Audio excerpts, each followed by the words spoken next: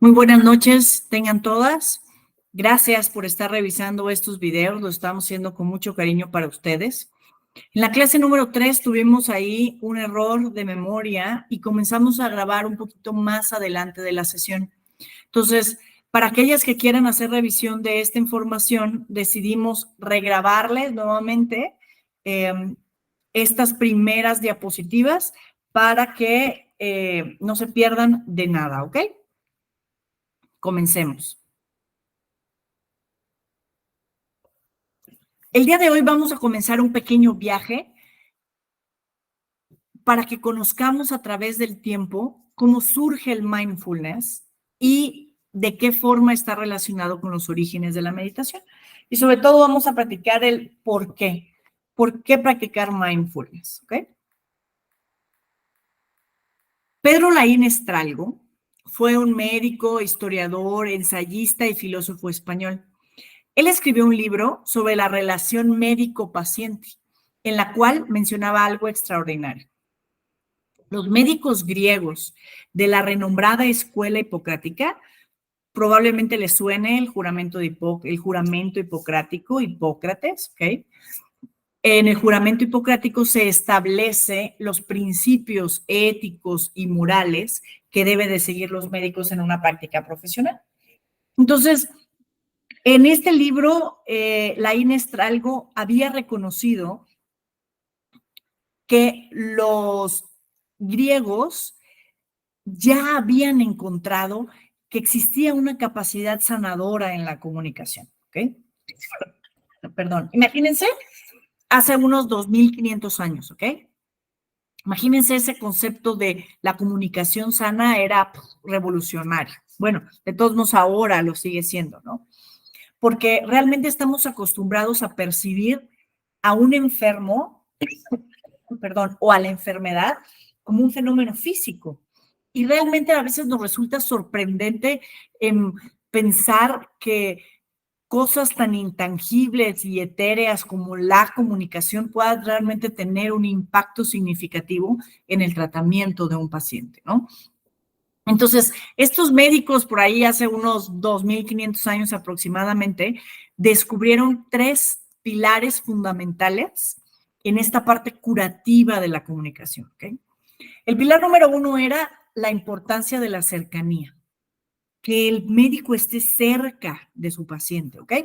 La segunda era la esencia de la escucha activa, o sea, que el médico realmente esté pendiente de lo que le esté diciendo. ¿Cuántas veces nos ha tocado algún médico que llega y tiene una computadora enfrente y, nombre, edad, apellido, ¿no? O sea, imagínense, desde hace 2500 años ya Hipócrates decía, esto es importante, ¿no? Y el tercer pilar era el poder hacer preguntas genuinas al paciente, o sea, preguntarles realmente con el deseo de saber, de interesarse por lo que el paciente estaba sufriendo, ¿no? Hipócrates reconocía que realmente no era una capacidad que todos los médicos tenían, ¿no? Sin embargo, aquellos que lograban tener esa comunicación generaban una resonancia profunda en sus pacientes y lograban desencadenar un tipo como de poder curativo, una fuerza curativa, ¿ok? Y realmente en esa época, pues no se contaba con una herramienta científica como para estudiar o para analizar ese fenómeno, y en ese momento lo denominaron solo como el arte de curar. Todo esto, insisto, o sea, hace 2500 años. Y hay momentos, o sea, en la historia de la humanidad que suceden como que varias cosas en un mismo transcurso de época, ¿no? Y hace 2500 años fue uno de esos momentos, porque por un lado tenemos a la Grecia de Hipócrates y su medicina griega, que intuyeron que era posible curar a través de las palabras y propusieron en su opinión que existe como un poder intrínseco, ¿no? Dentro de los pacientes, el cual cuando se activa podía tener ese potencial transformador y notable de curación. Pero mientras tanto, ¿qué sucedía del otro lado del mundo? Aproximadamente unos 2580 años, hace unos 2580 años, nace un niño, ¿no? Este niño es un príncipe, nacido de la familia real en Lumbini, en el reino de Shakya. Actualmente ese reino, si todavía existiera, estuviera ubicado entre la frontera de Nepal e India, ¿ok? Ese niño, hace casi 2600 años, se llamó Gautama Siddhartha. Las compañeras que estaban con nosotros conectadas, nadie me supo decir quién era Gautama Siddhartha. Entonces se los presenté con el nombre con el que es más conocido. Entonces quizá lo conocen como Buda, ¿no? Buda, que en sánscrito significa el iluminado. Entonces, en aquella época, el padre de Buda era un rey deseoso que su hijo, Siddhartha, obviamente siguiera sus pasos como gobernante. Y parte de su estrategia de hacerlo como un buen gobernante fue cuidarlo y protegerlo, pero lo protegió a tal grado que evitaba que él tuviera algún contacto con el mundo exterior. Entonces, Siddhartha vivió la mayor parte de su vida joven encerrado en su castillo. Entonces, el objetivo del papá de Siddhartha era evitarle que él tuviera el contacto con cualquier tipo de sufrimiento del mundo exterior. Entonces, este joven príncipe fue criado, ya saben, en opulencia, rodeado de placeres y sobre todo aislado de cualquier tipo de sufrimiento o adversidad. Sin embargo, pues, ¿qué pasa? ¿Qué pasa cuando queremos mantener a alguien encerrado en una burbuja de cristal? Pues intenta salirse, ¿no? Entonces, mientras pasaba el tiempo, pues Siddhartha se sentía cada vez más intranquilo, estaba muy curioso de conocer todo el mundo que sucedía afuera de sus muros, ¿no? De sus muros, de su palacio. Así que se empezó a llevar con uno de los cocheros del castillo, que tiene un curioso nombre de Chana, no Juana, se llama Chana, este cochero. Y entonces, junto con Chana, se escapaban de vez en cuando del castillo para que Chana le revelara, ¿no?, todos los secretos del mundo exterior. Y en en esas veces que se escapó, se refiere a que Buda tuvo 4 visiones espectaculares. Entonces, esas 4 visiones, ¿cuáles fueron? 1, conocer a un anciano. Pues imagínense, en qué burbuja tan grave estaba que ni siquiera conocía que podía uno envejecer. Entonces, cuando Siddhartha ve a ese anciano, Chana, su cochero, le explica que, pues, que envejecemos, que la juventud, que la vitalidad son cosas temporales, ¿no? Entonces, otra cosa que fue así reveladora para Siddhartha fue conocer a un enfermo. Permítame un instante, gracias. A un enfermo. Entonces, Siddhartha encontró que nos podemos enfermar, ¿no? O sea, y nuevamente su chofer le decía que somos seres humanos, que estamos sujetos a enfermedades. Pero pues bueno, él nunca antes lo había conocido. La tercera revelación fue conocer un cadáver, ¿no? En otro de sus recorridos vio, pues, o se encontró con un cuerpo sin vida, y la realidad de pensar que la muerte era como un destino final para todos los seres humanos perturbó completamente la mente de ese joven, ¿no?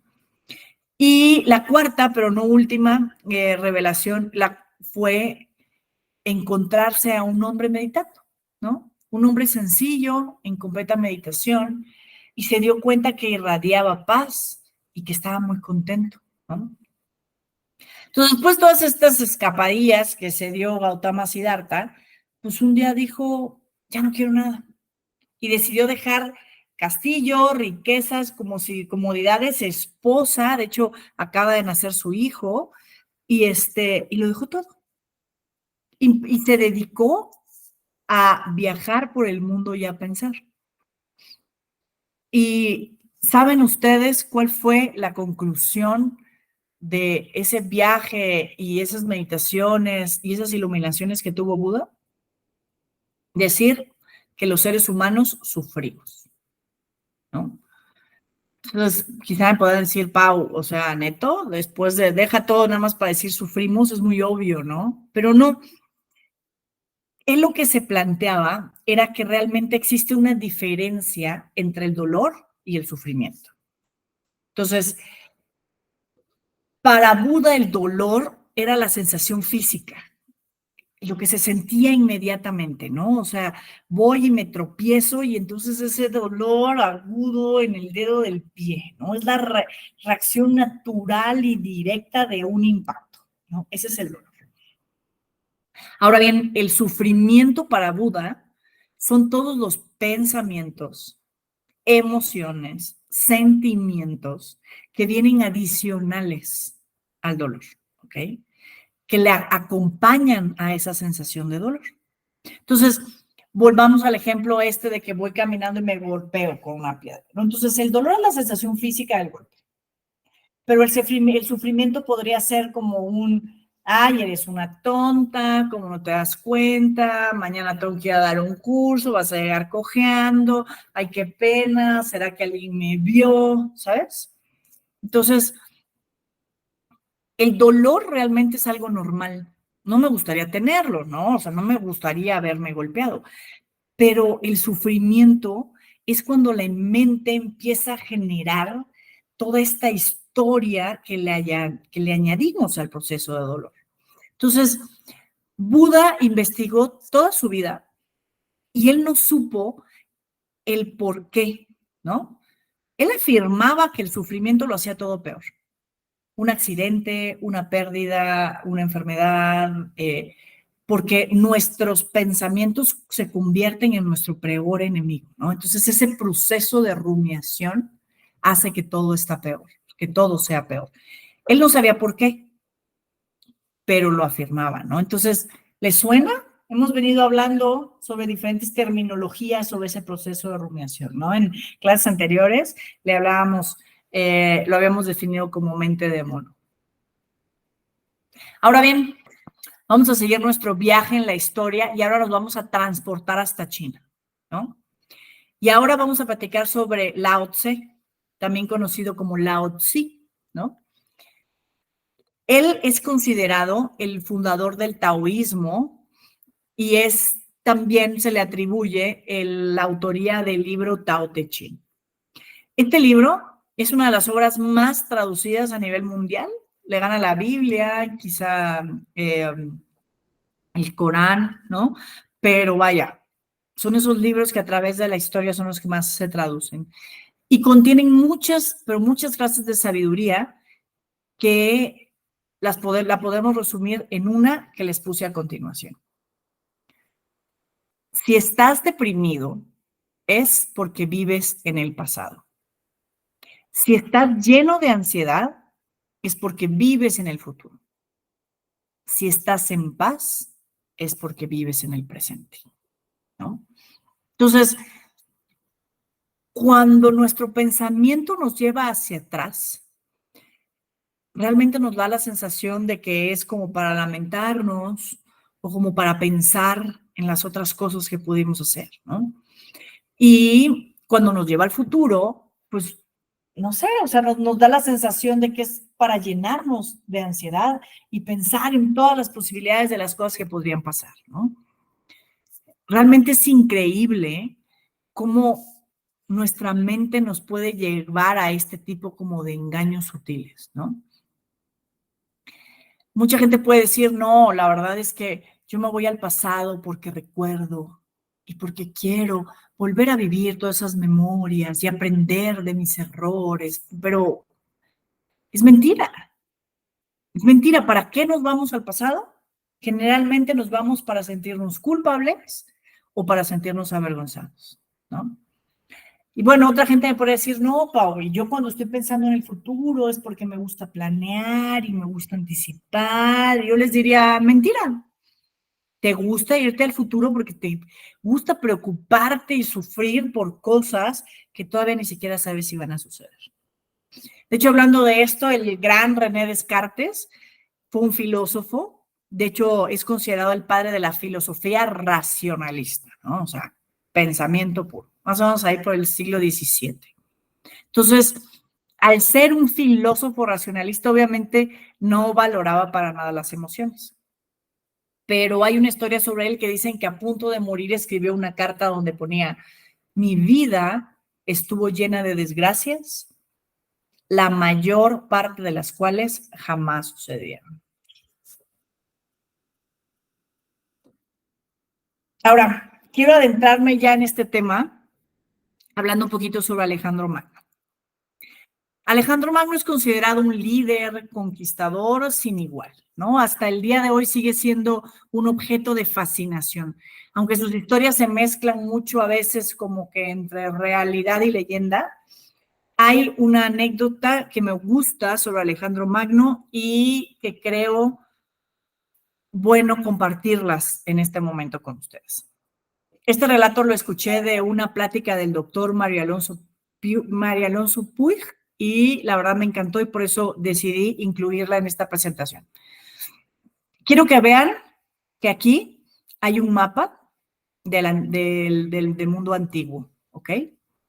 Entonces, después de unificar las ciudades griegas, Alejandro se había propuesto expandir su territorio y así conquistó toda Asia Menor y él quería seguir y seguir y seguir. Y un día llegó uno de sus generales y le dijo: Alejandro, ya no podemos seguir avanzando. Hasta aquí llegamos, ¿no? Y entonces Alejandro Magno se voltea y le dice: ¿y por qué no podemos seguir avanzando? Y la historia cuenta que este general le respondió: porque aquí se acabaron los mapas. Entonces a esta respuesta, pues ese espíritu aventurero y demás de Alejandro dice que contestó: si se acaban los mapas, entonces vamos a hacer unos nuevos. Entonces así fue como Alejandro y su ejército continuaron descubriendo territorios que nunca antes se habían explorado, incluyendo lo que ahora es la India, ¿no? Y otros lugares que en ese momento pues no aparecían en el mapa. Entonces, me gusta traer esta historia a colación porque realmente subraya la mentalidad, ¿no? Que luego tenemos, de que nos limitamos a lo que ya está previamente establecido y previamente conocido. Entonces, y este tipo de limitaciones fueron las que evitaron que desde hace 2500 años que se empezó a hablar de las repercusiones de la comunicación, de la emoción que puede ser curativa, del sufrimiento que nos hace daño, ¿no? De toda la sabiduría de Lao Tse no se haya empezado a estudiar hasta ahorita, ¿no? Entonces, el mindfulness realmente viene a cuestionar mucho de nuestras creencias preestablecidas. Entonces, cuando los maestros, ahora maestros de mindfulness, empezaron a adentrarse, a investigar al respecto, fueron súper criticados. O sea, la gente decía: oye, esas son religiones, es una secta, o simplemente no se querían meter porque eran cuestiones culturalmente distintas a las que se vivían en esta época, ¿no? Entonces, ¿qué pasaba? La mayoría de los estudiosos consideraban absurdo el explorar un terreno donde no había mapa. Entonces, sin embargo, hubieron muchos valientes que se atrevieron a descubrir un nuevo horizonte y eso lo compartieron con nosotros, ¿no? Entonces, gracias a ellos, comprendemos que el mundo no se limita a nuestros antiguos mapas, sino nos abre una posibilidad de estudiar nuevos, ¿no? Entonces, aquí quiero comentarles esta gráfica, nos marca el incremento, ¿no? Tan drástico que se dio más o menos a partir del año 2000, en donde la psicología empieza a estudiar el mindfulness. Entonces, en este momento me doy cuenta que dejé de grabar, entonces voy a parar aquí mi comentario y enlazarlo con la presentación que se dio real con las compañeras, ¿ok? Gracias y continuamos.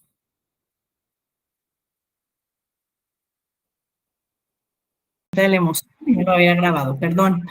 Entonces, les comentaba que el doctor Sabat-Zinn tenía la intención de crear un programa que pudiera ser utilizado en hospitales, en contextos médicos y medir todo esto, ¿no? O sea, no nada más decir, oye, sí, medito y me siento súper bien, sino era, vamos a medir el dolor y vamos a medir el estrés en estos pacientes. Entonces, con el afán de que esta práctica se volviera más accesible y que dejáramos de tener como estos pensamientos relacionados a todo lo que es esta tradición religiosa y demás, entonces ahí es donde viene el cambio de nombre. Él decide que a la hora de estudiarla, de analizarla y de volverla científica, por así decirlo, la meditación ahora se iba a llamar mindfulness. Entonces, cuando hablamos de la meditación, podríamos dividir esta terminología. Entonces, la meditación abarca todas las técnicas, ¿no? Que incluyen concentración, oración, reflexión, que viene toda esta cuestión religiosa, tanto del taoísmo como del budismo. Pero ya el mindfulness o la atención plena sería como una forma ya muy específica de meditar, ¿no? Entonces, ¿cuáles son las características? La conciencia sin juicios en el presente. Entonces, el mindfulness está centrado exclusivamente en observar nuestros pensamientos, nuestras emociones, nuestras sensaciones, que ya vimos la diferencia, y todo lo que sentimos físicamente. Entonces, según los estudios más recientes, pues, ¿para qué practicar mindfulness, no? O sea, o me preguntarán, no sé, a ver, Pau, ¿por qué de repente, a partir del 2000, todo el mundo, toda la comunidad científica, todos los psicólogos se quieren poner a estudiar sobre el mindfulness? O sea, ¿por qué están tan interesados en estudiar todos estos efectos de las prácticas, ¿no? Entonces, pues para responder esta pregunta, quiero compartirles 3 experimentos. En lo personal, me gustan mucho. Todos estos experimentos son referidos a una plática del doctor Pablo Roca de Madrid. Si les interesan, todas las referencias que estoy dando me las piden y con muchísimo gusto en el chat después les mando un poquito más de información.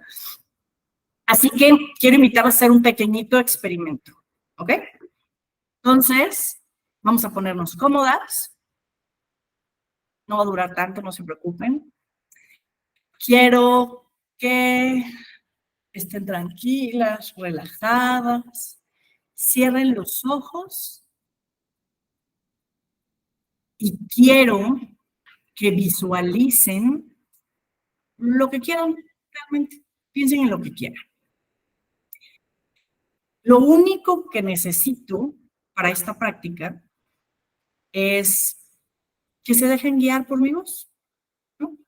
Entonces,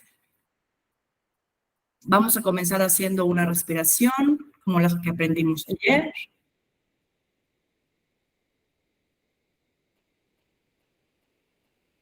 Vamos a inspirar, mantenernos 4 segundos, a mantener la respiración y a expirar.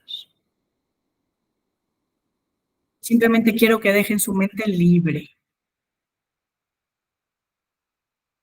Pueden pensar en cualquier cosa, en lo que quieran, en lo que salga está bien. Lo único que quiero es que se enfoquen en cualquier cosa que venga a su mente, pero que no vayan a pensar en un oso polar blanco. Piensen en lo que quieran, pero por favor no piensen en un oso blanco, grande, de inmensas patas y de hocico negro, con ese pelaje grueso, grueso que los mantiene calientitos.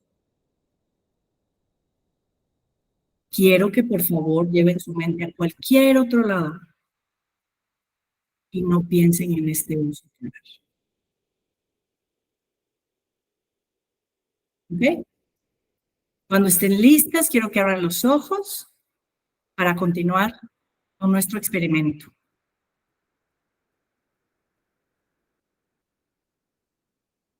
Aquí les traigo al oso.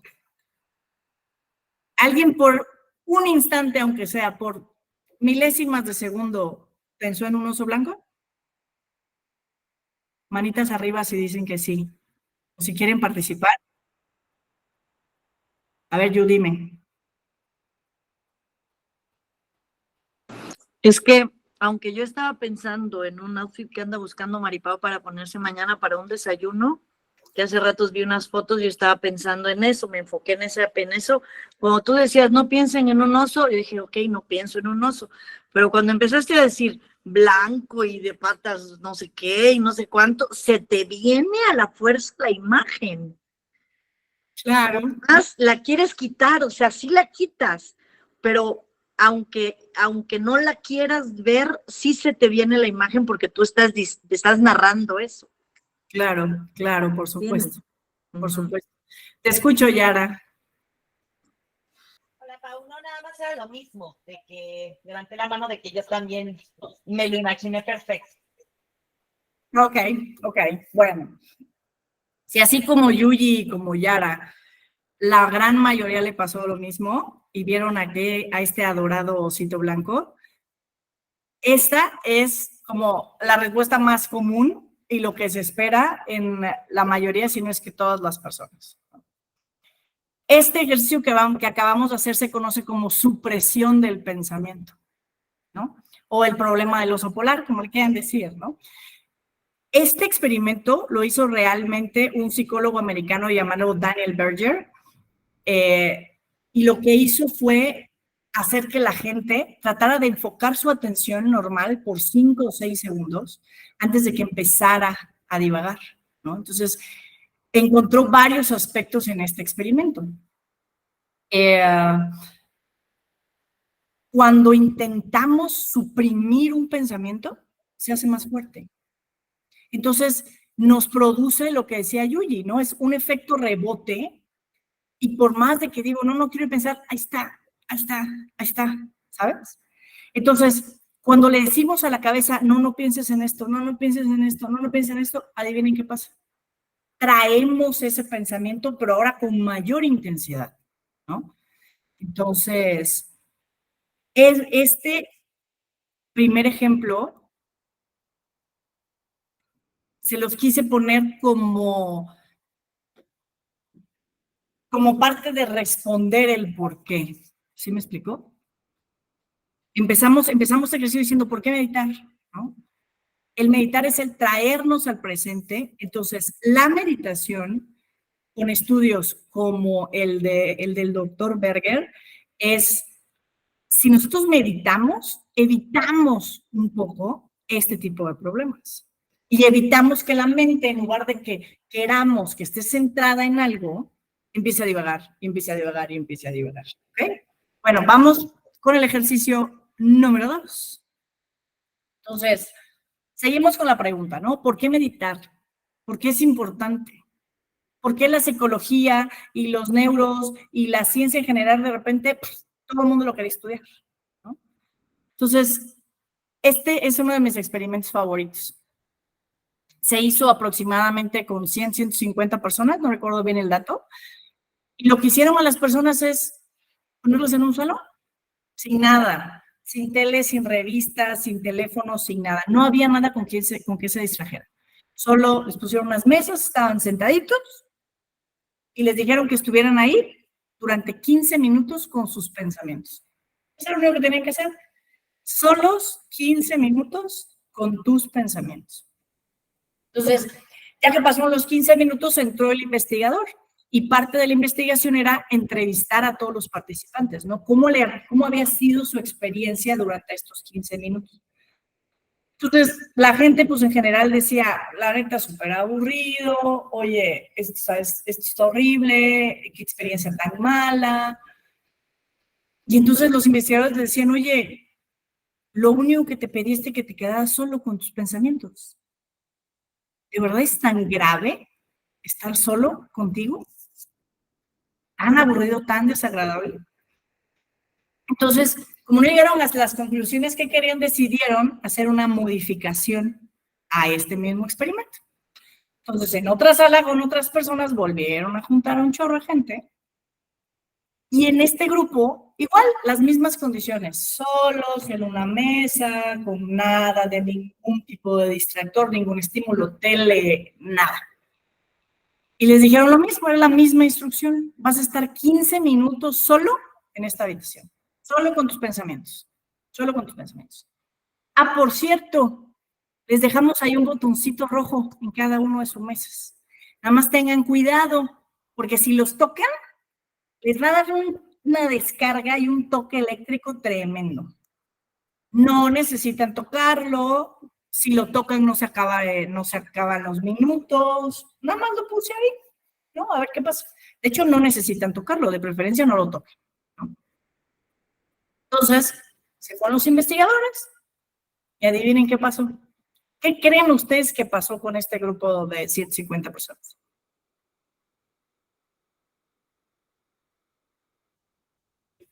Te escucho yo. Yo pienso que todos tocaron el botón. Ok. ¿Alguien Porque más? a las Dime. personas les dices no lo hagas y lo hacen. Ok. Muy bien, gracias, Yu. ¿Alguien más? A ver, Yara, te escucho. El pensamiento fue sobre el botón. O sea, todo el mundo estuvo pensando en el botón, si era cierto que era una descarga o si no. O sea, dándole una respuesta al por qué no podían tocar el botón. Pero Súper interesante tu respuesta, Yara. Muchas gracias. Bueno, ¿alguien más?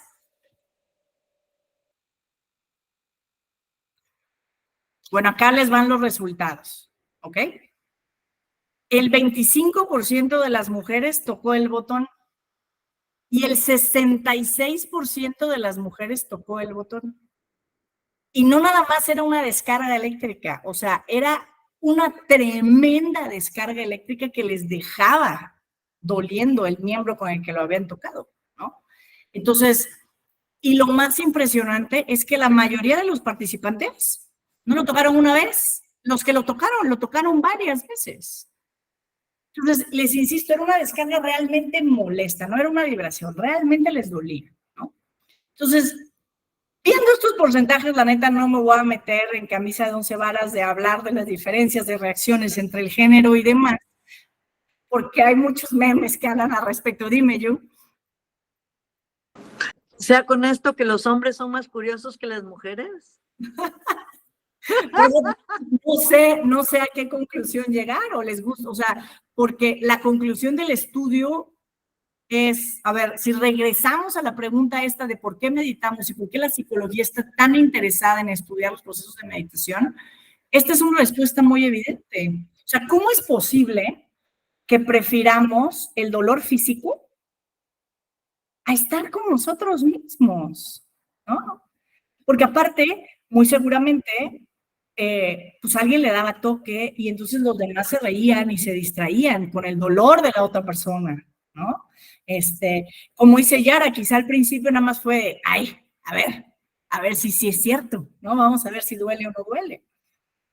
Pero entonces, una de las conclusiones de este estudio fue que como psicólogos teníamos que desarrollar formas en que las personas pudieran regular y gestionar y convivir con tu propio ser, ¿no?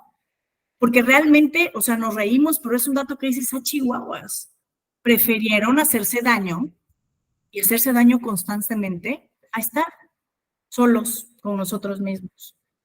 Entonces, esta es una razón de por qué la práctica de mindfulness nos promueve esta convivencia armoniosa y a la escucha, pues, de nuestros propios pensamientos.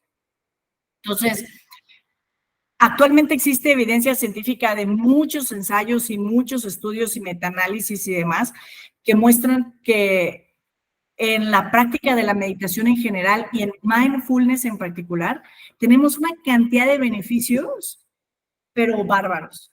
Entonces, desde la parte de la salud, desde el corazón, ¿sabes? Entonces, desde simplemente el poder estar contigo mismo. Uno de los estudios que demuestra que también uno de los avances que tiene mindfulness en nosotros es que nos permite concentrarnos y nos permite observar todavía más, ¿no? Entonces, ya por último, les voy a dejar vamos a ver un videito, dura 1 minuto, ¿ok? Por favor, concéntrense en lo que pasa en el video. Va a durar 1 minuto, lo voy a parar, lo vamos a comentar, ¿ok? 1 minuto. ¿Qué pasa en el video, vale? Va para allá.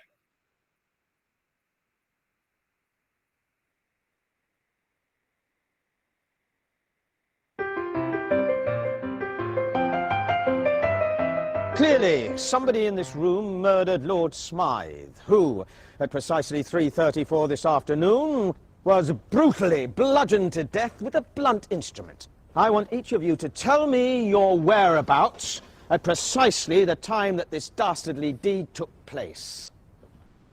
I was polishing the brass in the master bedroom. I was buttering his lordship's scones below stairs, sir. I was planting my petunias in the potting shed. Constable, arrest Lady Smythe. But how did you know? Madam, as any horticulturist will tell you, one does not plant petunias until May is out. Take her away. Sorry, madam. It's just a matter of observation. The real question is, how observant were you?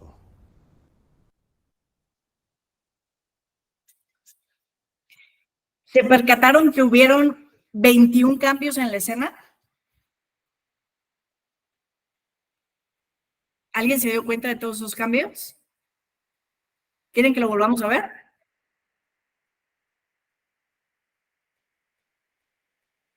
Sí, hay que volver a verlo.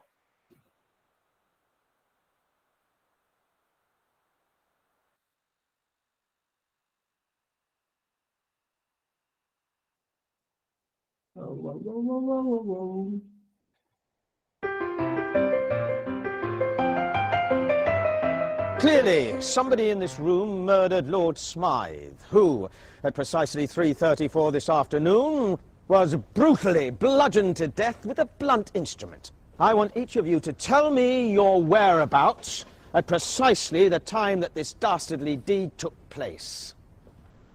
I was polishing the brass in the master bedroom. I was buttering his lordship's scones below stairs, sir. I was planting my petunias. Chihuahuas, ustedes disculpen.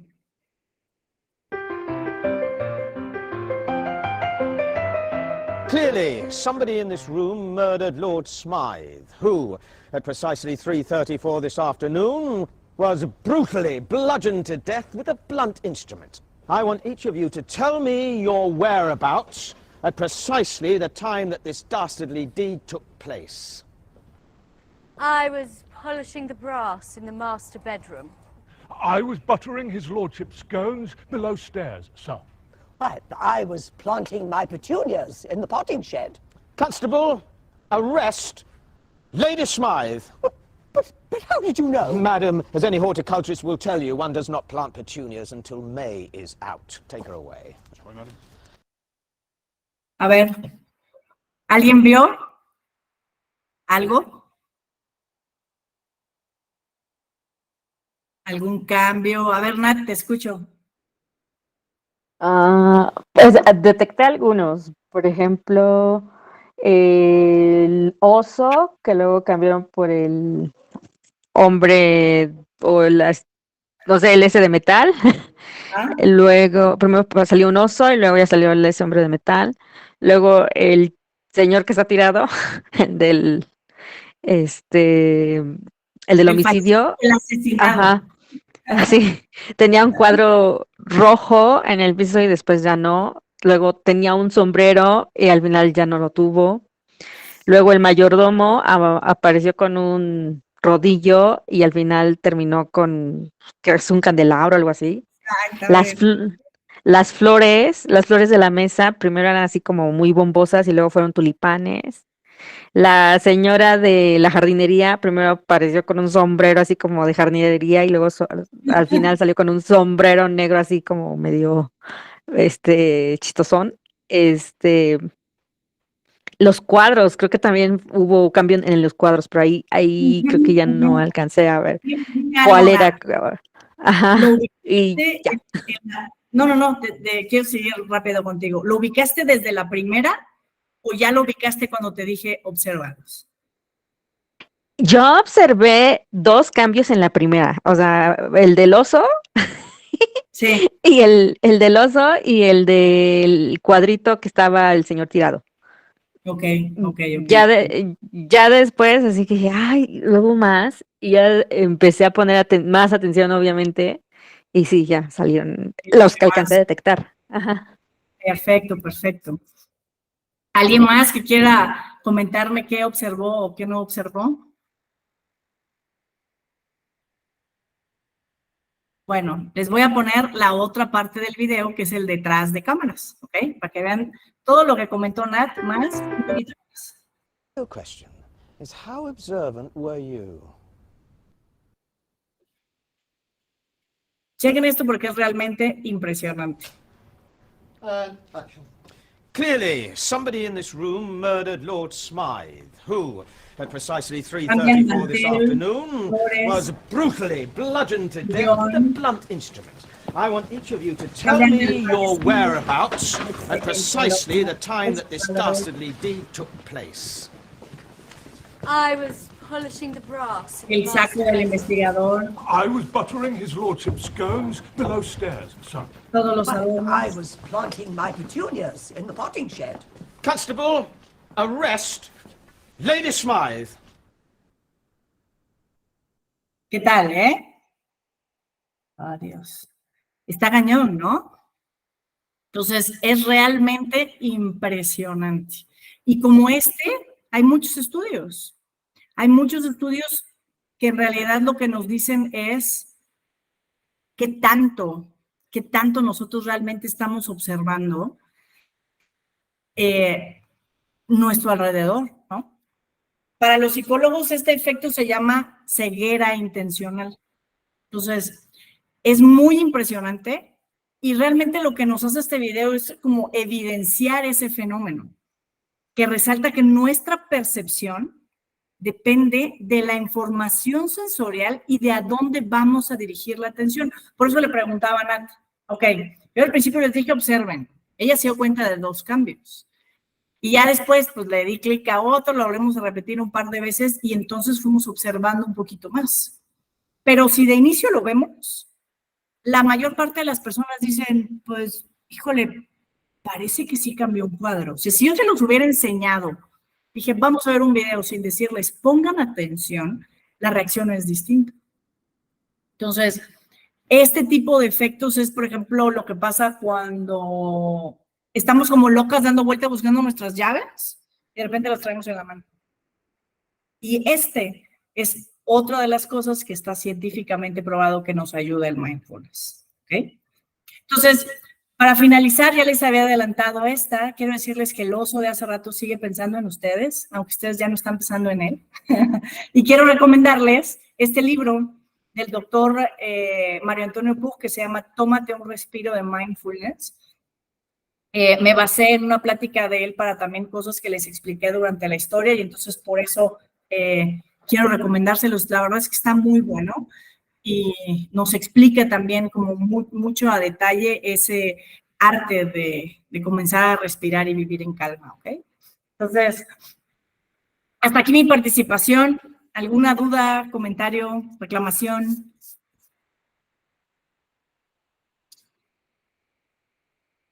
¿Todo bien? Todo muy bien, Pau, gracias. Perfecto. Listo. Les mando un abrazo, las veo ahorita al final. Continúa con ustedes, Anaid. Gracias, Pau, muy interesante todo.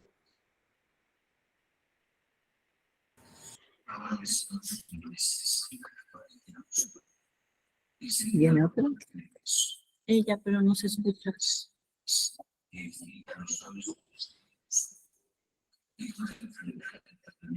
No te escucho. Ana, no te escuchamos. Ya, perdón. No sé si Sí, tenías ya. tu micrófono silenciado. Ya, ahora sí, gracias. Sí. Vamos a Ya te comenzar. escucho. ¿Sí? Ok. Perfecto. Muy bien. Vamos a comenzar con una cita para comenzar con el siguiente tema.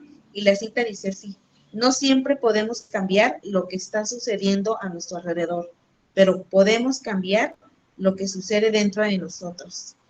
Y es curioso justamente esta frase porque siempre cuando pasa algo buscamos cambiar por fuera, nunca miramos hacia adentro. Y aquí lo que nos invita es a hacer una introspección para cambiar justamente cosas que se encuentran dentro de nosotros, lejos de querer cambiar el mundo que nos rodea. Y vamos a comenzar entonces con nuestro siguiente tema. Vamos a ver más específicamente lo que es el Mindful Eating, que hemos venido ya hablando un poquito de esto, hemos dado como un adelanto y ya más o menos conocemos algunos términos que tienen que ver con el Mindful Eating. Bueno, vamos a ver exactamente qué es Mindful Eating. Esto es en inglés, ¿no? La traducción al español es alimentación consciente. Y bueno, prácticamente consiste en aplicar las técnicas de la atención plena o mindfulness a las rutinas de alimentación de nuestro día a día. Es decir, estar plenamente presentes durante la experiencia de comer. ¿Y desde dónde podemos decir que empieza justamente esta atención? ¿Desde qué momento podemos hablar de mindful eating? Pues vamos a ver desde qué aspectos comienza a abarcar. Y bueno, la experiencia, todo esto comienza desde que compramos, desde que elegimos en nuestro súper, la despensa, lo que ponemos, si ponemos en nuestra canasta algún antojo, si compramos galletas, si compramos pan, la cantidad de verdura que escogemos o en defecto también lo que omitimos. Luego, continuamos en el momento de que estamos preparando los alimentos. Justamente aquí, pues, es el cómo preparamos la comida, si son comidas que las preparemos de una forma más natural, tipo ensaladas, o si nos gusta justamente como utilizar mucho aceite, freír esto, también aquí tiene que ver. No es lo mismo una papa al vapor que una papa a la francesa, estamos de acuerdo. Entonces, desde este momento, pues es otra experiencia, ¿no? Y culmina, obviamente, en lo que es la alimentación, cuando nosotros ya finalmente ingerimos nuestros alimentos. También es muy curioso y es muy notorio que justamente todo esto se ve muy influenciado por muchas cosas. Por ejemplo, cuando estamos comprando, vamos al súper, entramos y el súper o estas tiendas que están en cada esquina, los Oxxos, vemos que está repleta justamente como de comida chatarra, de comida con nutrimentos vacíos, ¿no? Y verduras o cosas un poquito más saludables no las encontramos. Igual en el supermercado, justamente en área donde vamos a cajas, donde se va a cobrar, está que los dulces, que los chocolates, justamente para que nosotros hagamos adquisición de ellos. Entonces, desde ahí nos vemos influenciados por esto, ¿no? Y más si nosotros no tenemos el hábito de tener esa conciencia plena, pues justamente se vuelve un hábito y nos dejamos llevar, ¿no? Por este marketing que justamente estudia mucho lo que es la mente humana y por eso acomoda de esta forma los alimentos. Bueno, y prácticamente aquí esta práctica se enfoca en el cómo, el cuándo, dónde y por qué comemos. Y estos son justamente los aspectos que llevamos en nuestro diario alimentario. No sé si lo estén llevando a cabo, pero justamente todos estos aspectos que les estoy mencionando de estas preguntas del cómo comemos, cuándo comemos, dónde comemos y por qué comemos, se abordan aquí, en este documento que les compartimos, que de verdad me encantaría que lo estuvieran llevando a cabo para que en la siguiente semana puedan compartirnos pues sus experiencias, cómo se han sentido y los hallazgos que han encontrado en ustedes, ¿no? Porque prácticamente es una forma de también conocernos, es autoconocimiento. Bueno, pues esta técnica justamente nos ayuda a tener conciencia del hambre emocional. Bueno, ¿y qué es el hambre emocional, no? El hambre emocional es un tipo de hambre que aparece cuando sentimos tristeza, ira, miedo, aburrimiento. Es decir, cuando nos sentimos vacíos del corazón por alguna emoción, intentamos llenar o compensar eso llenando el estómago y regularmente son con alimentos que no son apropiados. Tienden a ser que compramos galletas, refrescos, comida chatarra. Justamente, ¿cuántas veces no hemos visto en programas de televisión que está la chica que le rompen el corazón y junto a ella tiene el bote de helado enorme, ¿no? Y nosotros creo que igual, ¿no? Nos pasan ciertas situaciones y también nosotros tratamos de llenar ese vacío con la comida, justamente para amortiguar ese sentimiento de ansiedad que no estamos sabiendo gestionar. ¿Y cómo lo hacemos? De una manera incorrecta con la comida. Y no es que vayamos por una manzana o que se me antojó una frutita o algo así, no. Se nos antoja justamente alimentos ricos en carbohidratos, en grasas, en azúcares, que por un momento nos hace sentir un sentimiento de bienestar, pero muy, muy por encima. Realmente no es que nos vayamos a sentir bien por ingerir esa comida, ¿no? Entonces, prácticamente por el no saber gestionar bien nuestras emociones, es justamente que se viene esta hambre emocional, que más adelante también vamos a abordar un poquito más para aprender a identificarla bien. Bueno, vamos a hablar de los beneficios que nos trae el mindful eating. Beneficios vamos a encontrar en todos los aspectos, tanto a nivel emocional y nivel fisiológico. Ahorita vamos a abordar de manera breve algunos de los más importantes que se han encontrado. A nivel emocional, aumentamos nuestra capacidad de elegir nuestras conductas ante una situación estresante.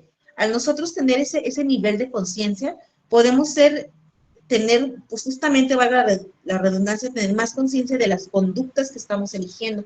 En este caso, yo me siento triste, yo me siento mal, tengo ira, ¿de qué manera la gestiono con la comida? Entonces, hay diferentes maneras de gestionar. De hecho, una emoción, justamente se recomienda no quedarnos con la emoción. De alguna manera tiene que expresarse y hay diferentes maneras de expresarse y de gestionarlas. El arte es una de ellas, ¿no? Y de una mala manera, pues obviamente gestionarla con la comida. Bueno, este enfoque nos proporciona mayor capacidad para observar nuestros sentimientos, nuestras conductas, experiencias y desvincularnos de esta reactividad que tenemos automática y lograr desarrollar relaciones más equilibradas. Al encontrarnos en un estado de conciencia plena, aprendemos a responder a las emociones negativas en lugar de reaccionar. Hay una diferencia aquí entre yo respondo o yo reacciono, que es lo que normalmente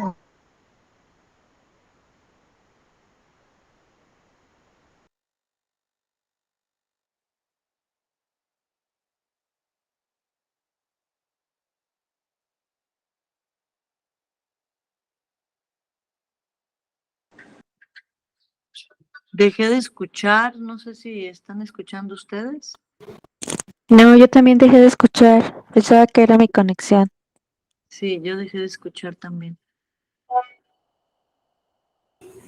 Yo tampoco estoy escuchando. Y se ve como A ver, apagado el micrófono de Anaís.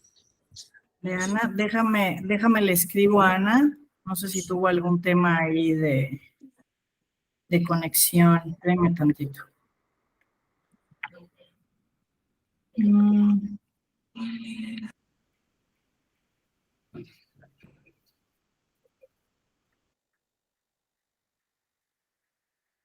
Ana, ¿nos escuchas?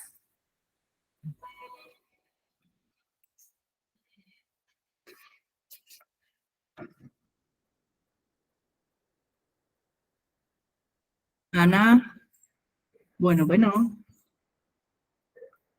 Bueno, pues mientras Anaí regresa, vamos a seguir comentando sobre las afectaciones a nivel emocional que tiene, ¿no? Cuando tenemos temas respecto a la alimentación, existe una conducta que nos lleva a situaciones estresantes. Ah, Ana, ¿estás por ahí? Ya vi que te conectaste. ¿Ya me escucho otra vez? Sí. Ay, ¿Se es que, escucha? discúlpame, decidí continuar porque te habías desconectado, pero por favor. Sí. Es que intenté como volver, pero ¿ya me escucho o todavía no? ¿Ya? Sí, ya te escuchas todo bien. Sí, una disculpa. Entonces, ¿desde esta diapositiva dejaban de escucharme o anteriormente ya habían dejado de escuchar? Desde esta. Ok. Bueno, entonces, la comento otra vez brevemente y empiezo desde de la lección de las conductas, ¿va? A ver. Les comentaba que justamente el Mindful Eating nos trae varios beneficios. Entre ellos vamos a encontrar a nivel emocional y estos como resultado va a tener también beneficios a nivel fisiológico y físico. En un primer momento encontramos que aumentamos nuestra capacidad de elegir nuestras conductas ante situaciones más estresantes. Como tenemos esta capacidad de atención más plena, miramos con mayor claridad. Entonces realmente podemos seleccionar nuestras conductas y dejar de actuar tan impulsivamente. Estos enfoques nos proporcionan una mayor capacidad para observar nuestros sentimientos, conductas, experiencias, desvincularnos de esta reactividad automática y lograr desarrollar relaciones más equilibradas.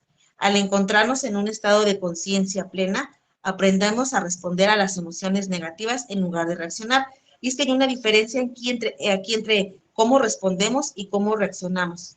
¿Qué es lo que normalmente hacemos? Por ejemplo, cuando estamos estresados, reaccionamos y comemos de manera compulsiva, ¿no? En lugar de tener una respuesta, reaccionamos.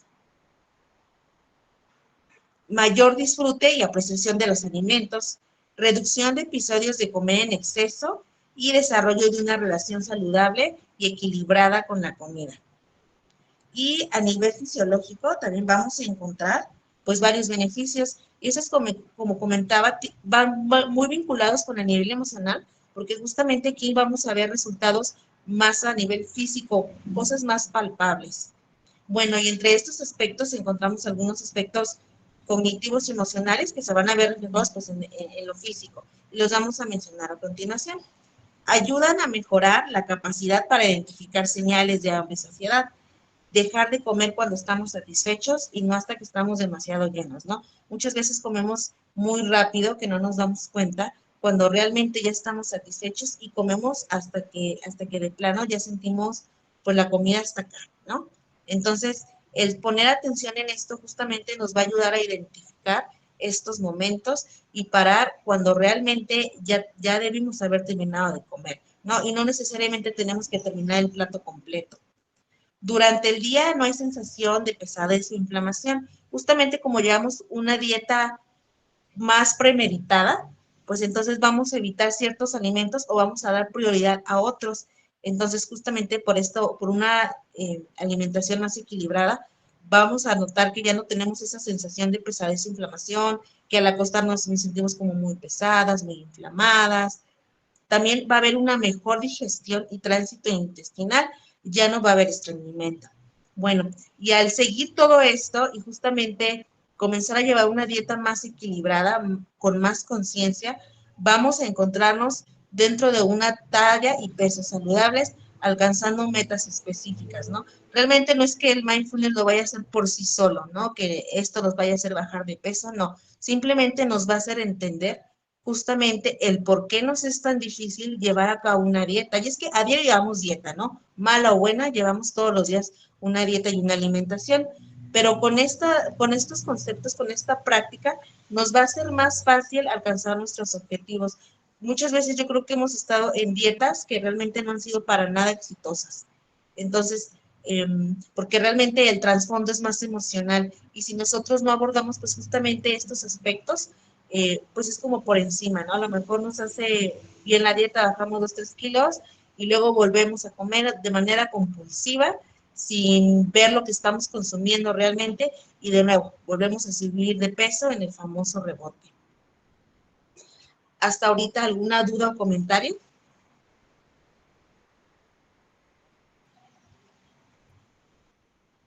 Bueno, pues ya más o menos vimos un bosquejo de lo que es Mindful Eating, los beneficios, y ahora vamos a ver cómo se practica, de qué manera lo podemos llevar a cabo. Y para esto los voy a dejar con mi compañera Marcela.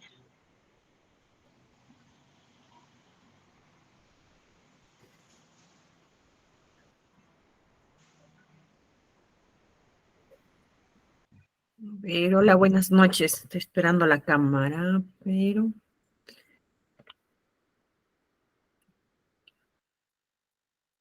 Parece que hay un error. Un segundo. Bueno, mientras se corrige. Ya te vemos, Marce. Ya no te vemos, Marce. Ajá, es que como que mi computadora falla. Bueno, a ver, vamos a comenzar.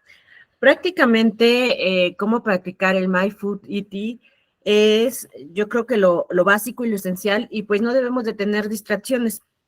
Al final de cuentas, esto es parte, como ya se comentaba desde el inicio, de una meditación para estar conscientes de los alimentos que consumimos. es de suma importancia que en determinado momento verifiquemos esta práctica evitando distracciones como la televisión, los smartphones. Yo sé que es muy difícil, ayer comentábamos que cuando nosotros nos sentamos a comer en muchas ocasiones, no tenemos un lugar destinado, tenemos diversas condiciones en relación a nuestro proceso, ya sea por... A ver si no... A ver, aquí me veo, ¿verdad?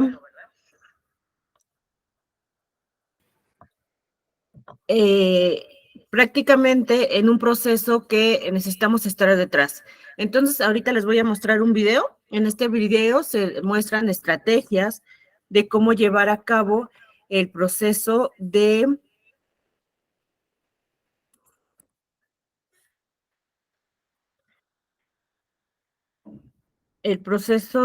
relajación. Ay, perdón. Perdón. A ver. Ahí, listo.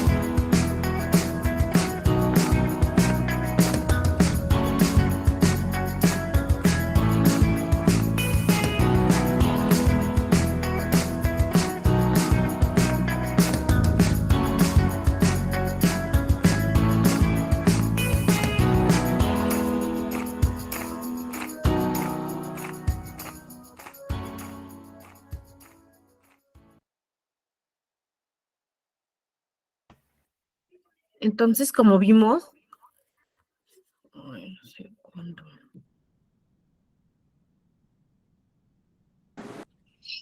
Sí, ¿será que lo puedo volver a poner? Es que hubieron algunas frases que no alcancé a leer. Porfa.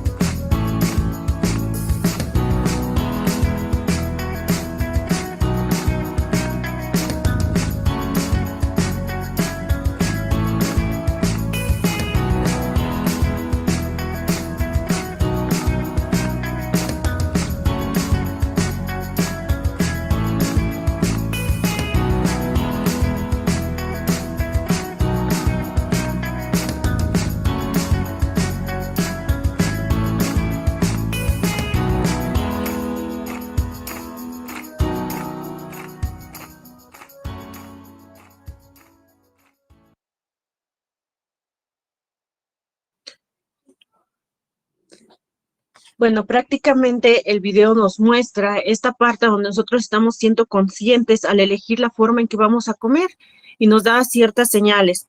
Un ejemplo de ello es muy básico. En muchas ocasiones ya inconscientemente hacemos ciertas actividades que nos llevan a la práctica de consumir un alimento, acercarnos a la nevera y en su momento decir, voy a checar qué hay, pero ni siquiera íbamos porque teníamos hambre, sino ya es un hábito. Llegamos muchas veces de la calle inmediatamente nos dirigimos a la cocina porque en teoría tenemos hambre, ¿no? Entonces, reconocer las emociones antes de consumir cualquier alimento y separar si en realidad tengo hambre física o tengo una hambre emocional. ¿Qué momento emocional estoy pasando en ese momento que me está generando esa necesidad de consumir ciertos alimentos, ¿no? Que en algunas ocasiones es que necesito algo dulce en mi boca, un ejemplo de ello, o necesito un dulcecito nada más para efecto de quitarme este sabor que no tengo presente, ¿no? Ni siquiera lo hacemos de una forma consciente, ya lo hacemos inconscientemente. Entonces, al verificar todos estos pasos para conducirse a una acción ya de conocimiento, de decir voy a consumir este alimento desde la compra, como lo decían ahí, porque tiene nutrientes, porque hoy necesito este tipo de proteína, este tipo de verdura o cuestiones así, nos va a llevar un poquito más a establecer esa comunicación, por así decirlo, con la comida. Y la práctica, al final de cuentas, de sentir una gratitud con mi cuerpo, gratitud con lo que estoy recibiendo y a efecto de no rebasar este comer nutrientes por el simple hecho de hacerlo, ¿no? No obstante, pues nos enfrentamos a diferentes desafíos en determinado momento, ya sea por cuestiones que nosotros mismos hemos dejado de observar en determinado momento o por el hecho, ay, permítanme un momento.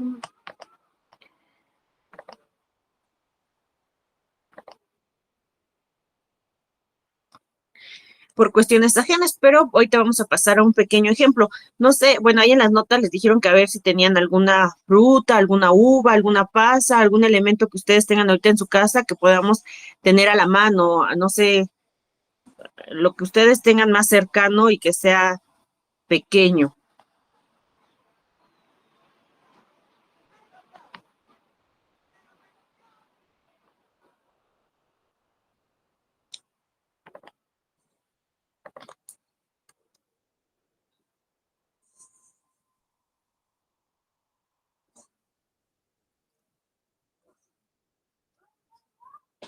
¿Listo? Que se pueda comer, ¿verdad? Muy bien. Ya lo tenemos aquí presente, lo vamos a poner en nuestra palma de nuestra mano, lo vamos a observar plenamente, vamos a ver sus características, su textura, identificar cosas que nosotros no habíamos visto antes. Vamos a ver sus colores,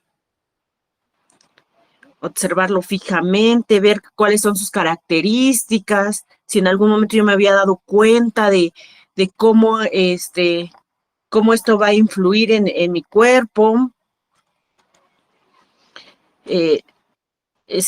Hay que observarlo como si fuera la primera vez que lo hubiéramos visto, como si fuéramos unos niños que estamos curiosando el primer objeto que nos los presentan a la vista. Tenemos asombro, estamos viendo que es diferente. Fijarse en su totalidad, en los pliegues, si es que tiene pliegues, en los colores, en la forma. Hacer consciente a nuestro pensamiento qué es lo que está pasando por nuestra cabeza en este momento que lo observamos, en este momento que lo vemos. Las ideas pueden saltar sobre nuestra mente en general, podemos pensar cualquier cosa, podemos relacionarlo hasta con una situación que hemos vivido en determinado momento. Lo pueden oler, tiene alguna aroma específica. Lo pueden acercar a sus labios, siendo conscientes del movimiento de la mano acercando el bocado. Si sienten esa sensación de salivar que viene de la mente, el cuerpo, la acción de comer. Lo ponemos entre nuestros labios, rozamos nuestros labios. Notan su textura en los labios, la piel, qué se siente. La colocamos en nuestra boca, no la masticamos, pero la sentimos en la lengua.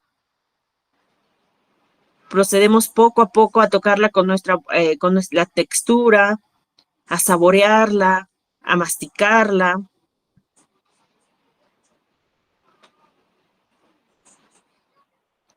Sentir cómo está recorriendo nuestra boca, cómo va ingiriendo, cómo va pasando poco a poco, cómo somos conscientes al momento de ir masticando, cómo experimentamos esa sensación de plenitud al ir tragando. Intentamos sentir cómo pasa nuestra garganta, cómo recorre hacia nuestro estómago. Estamos prestando atención a lo que estamos comiendo. Estamos siendo conscientes de lo que está llegando a nosotros. Y entonces en este momento nosotros experimentamos esa actitud de agradecimiento a nosotros. Nos dimos ese momento de disfrutar nuestros alimentos. Entonces parte del My Food Eat es eso, es que nosotros seamos conscientes en determinado momento de la forma en que nosotros nos relacionamos con los elementos, que cada que nosotros tengamos que consumir algún elemento, veamos todas estas ideas y pasemos por todo ese proceso mental de comer, de llevarlo a la boca, de experimentar y de conocer el objeto. Entonces es muy importante. El ejercicio 2, si lo quieren practicar más adelante, va la misma sensación si tenemos un poquito de agua en nuestra casa, prepararnos un té, pero ir desde la magnitud, empezar a observar cómo diluimos el té en el agua, cómo cambia el color, llevarlo, tocarlo con nuestras manos, sentir la sensación si está frío, si está caliente, consumirlo y ser pacientes y en ese momento mostrar un proceso de relajación. Esa es la parte que nosotros debemos de experimentar al momento de consumir cualquier tipo de alimento y cualquier tipo de cuestiones que nos lleven a identificar, a saborear, a reconocer cómo huele, cómo se siente, si está tibio, si está caliente. Hasta en muchas ocasiones el mismo objeto donde está la taza, el efecto, es un proceso que nos va a llevar unos minutos, pero nos va a llevar una gran satisfacción en el momento de que nuestro cuerpo agradece la parte de los alimentos. Ok, eso se los voy a dejar ahí por si lo quieren llevar a cabo. Igual si quieren, posteriormente se los mando al grupo para que ustedes lo experimenten, ya sea en un momento donde se encuentren solos. Pero ¿qué desafíos vamos a enfrentar? Vamos a tener que como personas tenemos ya hábitos destinados a hacer ciertas prácticas. Es muy difícil cambiar ciertos hábitos, pero no imposible. Entonces, los desafíos a los que nos enfrentamos en el My Food Eat es ser conscientes de nuestros juicios. En el momento en que empezamos a procesar, a comer, dejar de lado todas nuestras experiencias previas con la comida, lo decía Paulina al principio, dejar de juzgar, dejar de decir esto está bien, esto está mal. No, en ese momento mi cuerpo lo está pidiendo, mi cuerpo lo está disfrutando, estoy siendo consciente y no me estoy juzgando. Ser pacientes, porque no es un proceso que nos va a llevar inmediatamente cuando lo empezamos a realizar. Lleva tiempo, pero en el momento que uno esté consciente de que quiere cambiar ese hábito alimenticio, lo va a llevar a cabo. Con una plena conciencia, una propia experiencia y además que se tenga que aceptar y desarrollar una confianza en nosotros mismos. Desarrollar esa confianza del sentido de hambre física o hambre emocional. La experiencia que sea única para nosotros, notar a través de los sentidos y estímulos de los diferentes alimentos, cómo volvemos a recepcionar y aumentar nuestra confianza. También no se requiere de esfuerzo debido a que no se está midiendo resultados. Nosotros mismos no vamos a ponernos un límite, una meta. No obstante, sí es ser constantes, porque en algunos momentos, una de las preguntas de los cuestionarios es que ustedes estaban conscientes por qué realizaban a lo mejor una dieta, y era muchas veces por la pérdida de peso.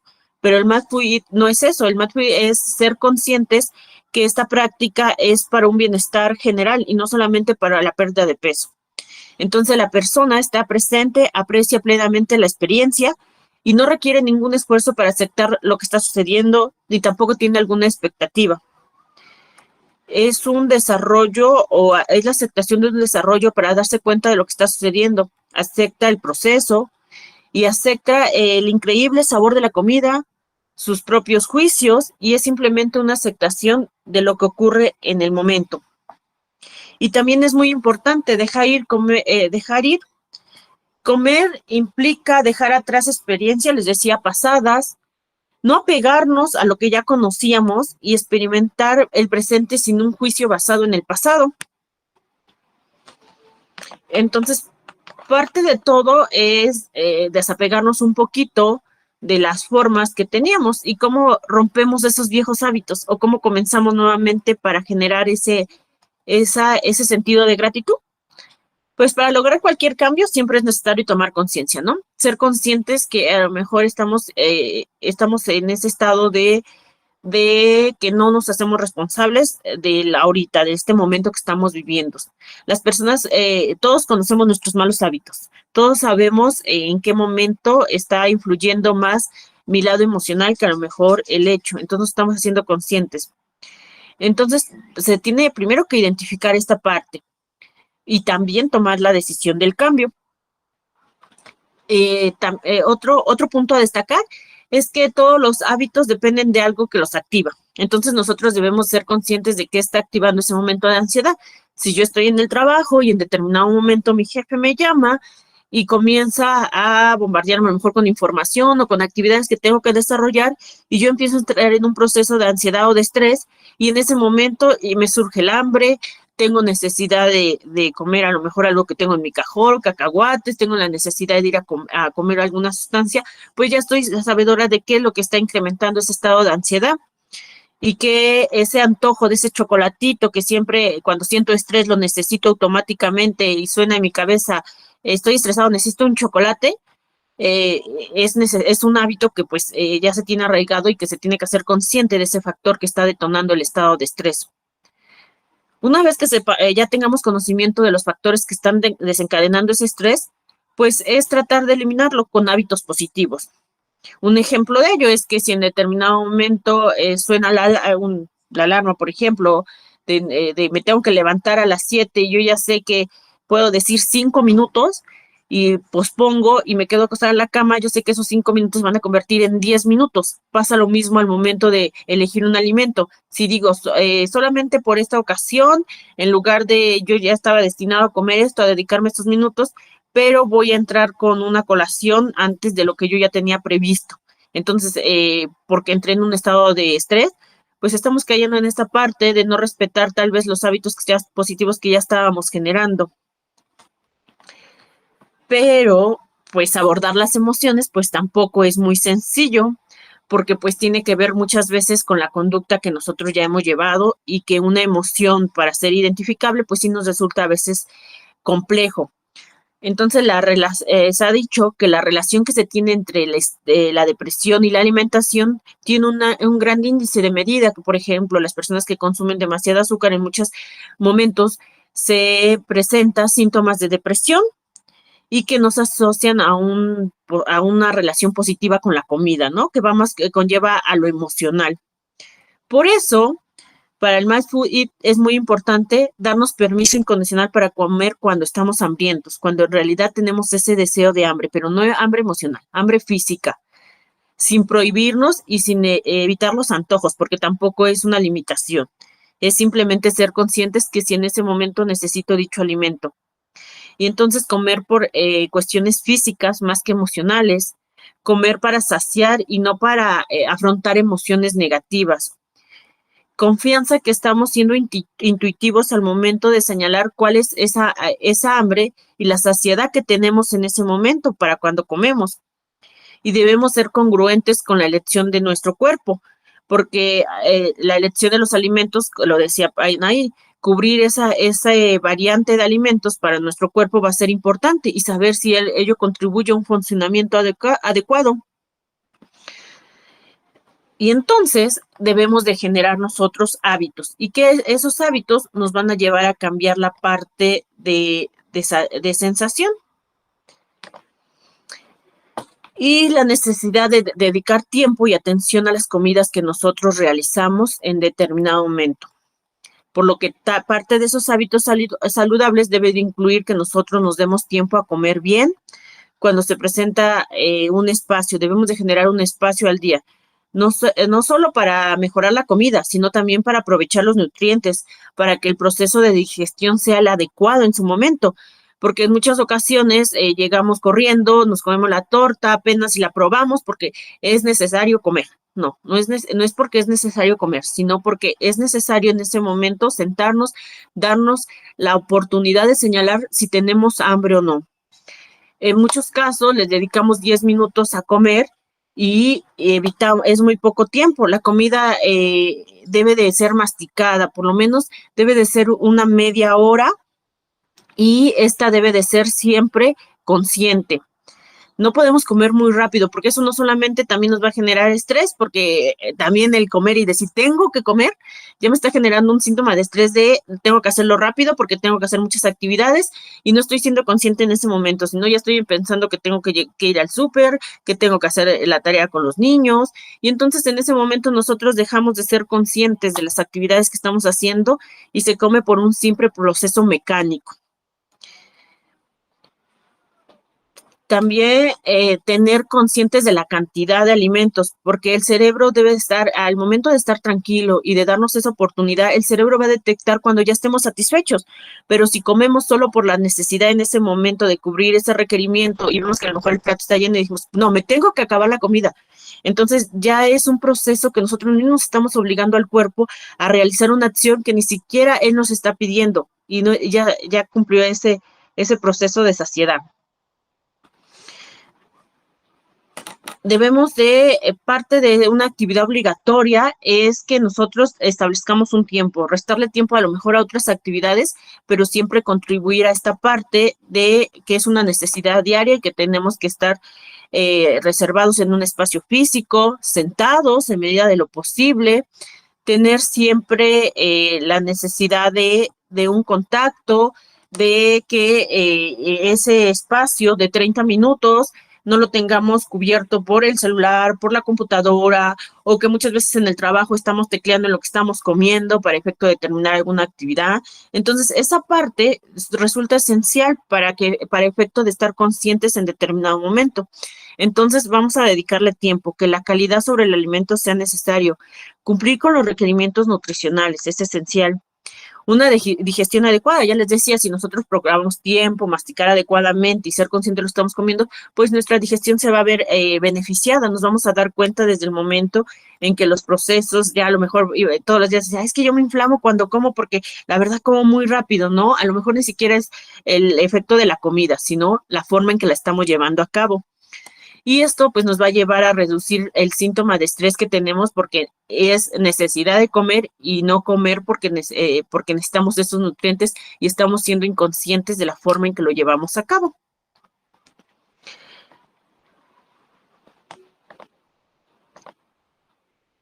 A ver, un segundo. ¿Alguna duda, algún comentario hasta aquí?